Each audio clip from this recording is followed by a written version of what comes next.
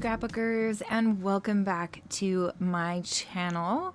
Today I am playing along with Sandy Reversky's February Follow a Sketch challenge.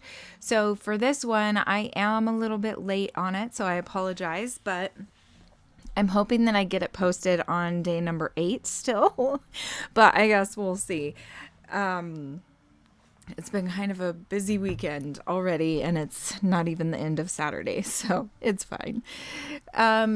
So you can see that I have, I think, 4 photos that I've picked out, and right off the bat, you can see that little square piece of like medium blue piece of paper, and that actually inspired me on top of the sketch to do a square layout instead of a circle.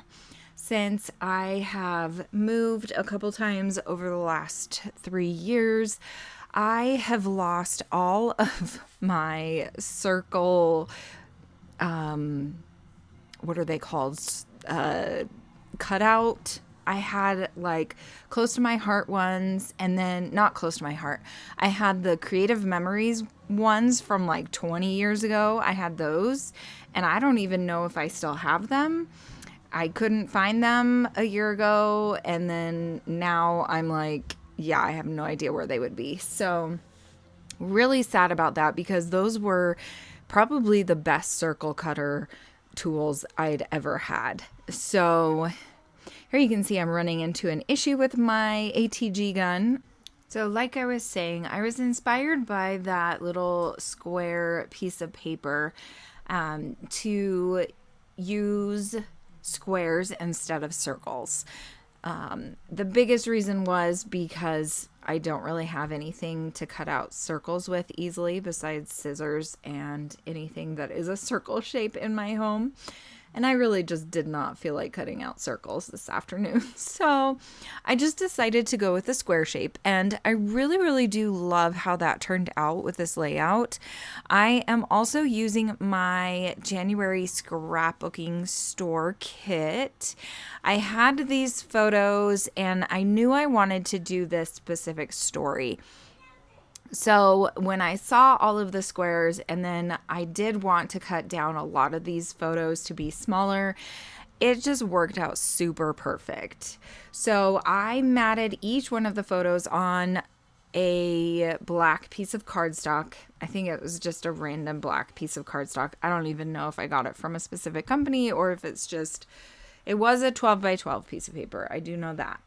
Then I'm going to decide to use this last full sheet of 12 by 12 paper from the kit, from my January kit, and it is a green gingham. And it's super, super pretty. I really love this color of green. It's like not too dark, but it's not too light either. So then I'm going to cut that, that gingham pink piece of paper, and that is going to be one of the longer strips at the bottom of the layout. And then I had another piece of pre-cut that plaid paper, and then now here I am going to start kind of placing everything down and deciding which other papers I want to bring in to be the 2 extra bigger squares. So first off, I had this piece of paper that says Burr on the back of it, and it is kind of like a bluish greenish color. And then I decide to bring out my sapphire ink.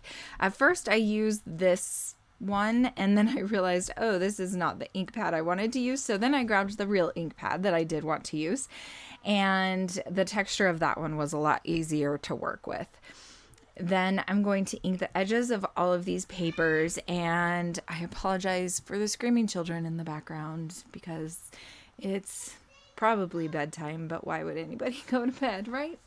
Anyway, so then I'm going to cut down this snowman paper, and these photos were taken, I believe this was back in either 2017 or 2018. I can't quite remember, but the story behind the photos are one that I've never actually told, and I did want to tell it. I just never did. I think I've scrapbooked all of these photos before, but it was just to tell the story because I believe this was around Christmas Day or something back in 2017 or 2018.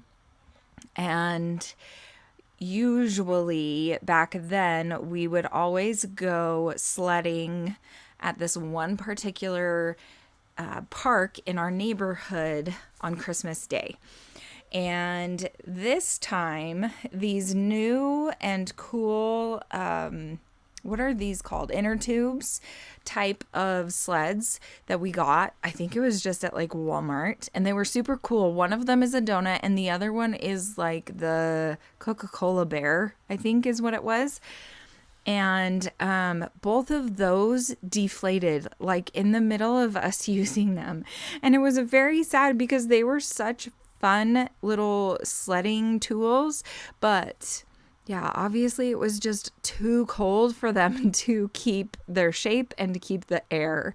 So the story that I want to tell is how sad it was that they deflated after so long of a time. So the big photo of the donut, the circular donut inner tube, that one is just a photo of it when it started to, I'm going to bring the layout closer because I want to look at these photos closely. So I think that was when it started to deflate. And then you can see the photo to the, you can't really see it very well right now, but in the photos, I'll make sure to zoom in on the second photo. So it's the smallest one, just right above the inner, the picture of the bigger picture of the inner tube. And that one shows both of these types of sleds, and they were very much deflated. So the Coca-Cola bear one, that one lasted a lot longer than the donut did. I'm not sure why, but it did. And it was really sad because I really loved that donut inner tube. I thought it was super cool, and it was pretty comfy to like sit in and stuff too. And that is very important when you're sledding because a lot of time you like bump and bash your butt. So that's not fun when it's on this hard plastic, you know? But apparently hard plastic is the only kind of sled that really holds up in super cold weather. So the other two photos are of Jonas on the inner tube going down the hill, and then Jonas is getting back on the donut in the fourth picture, and I believe it's Rachel is walking behind or next to Jonas with the Coca-Cola bear guy. I don't actually think it's the Coca-Cola bear, but that's just kind of what it reminded me of. So anyway, I'm not quite sure how much. Oh, right now I am working on the title. So at first I was thinking I was just going to use a bunch of cutouts to make the title, but then I remembered, no, I wanted this title to specifically say deflated. And that would just kind of bring your eye right to the deflated inner tube. And then I am going to do some journaling to the left of the photos. I haven't done it yet, and I'm not sure that I'm going to do it for the photos, but that's what I'm going to do. And I'm just going to tell the story of how sad it was that these two sledding inner tubes did not hold up to the cold weather of Idaho. Because they were super fun, and yeah, they did not last. So that is it for this layout. I hope that you enjoyed watching this and that you will check out all the rest of the layouts that are being posted on the playlist. I will have the playlist linked below so that you can check those out and follow along with Sandy's sketches that she has picked out for this year. Thanks so much for watching. I'll see you guys soon. Bye.